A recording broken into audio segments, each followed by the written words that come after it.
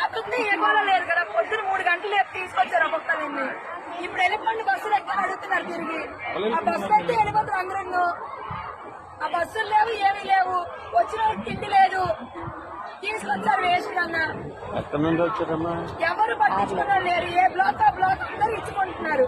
ఏ అంటే నేను దరిద్రం ఎక్కడా లేదు, ఎవరికి లేదు, ఒక్కలు లేదని చెప్పడమే ఆ గ్రూప్ వాళ్ళు. మరి వచ్చి తీసుకొచ్చిన వాళ్ళు ఏం చేస్తున్నారో తెలియట్లేదు.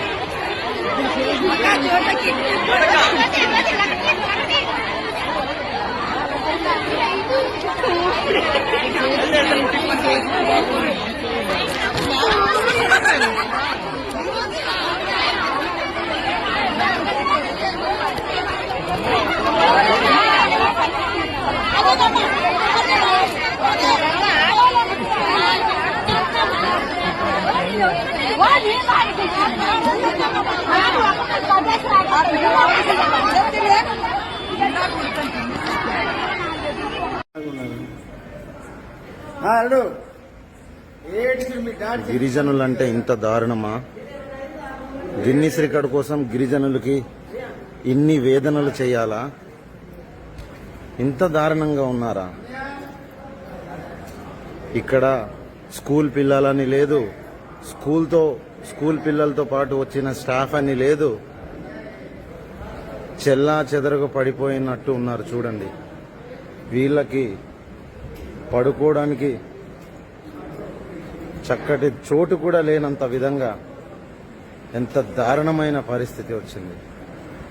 ఇక్కడ చూస్తుంటే మనతో పాటు వచ్చిన స్టాఫ్లు, రూట్ ఆఫీసర్లు, ఇన్ఛార్జ్ ఆఫీసర్లు ఎంత దారుణంగా ఉన్నారో ఇక్కడ చూస్తుంటే మన ఇంజనీరింగ్ అసిస్టెంట్కే పడుకోవడానికి చోటు లేదు.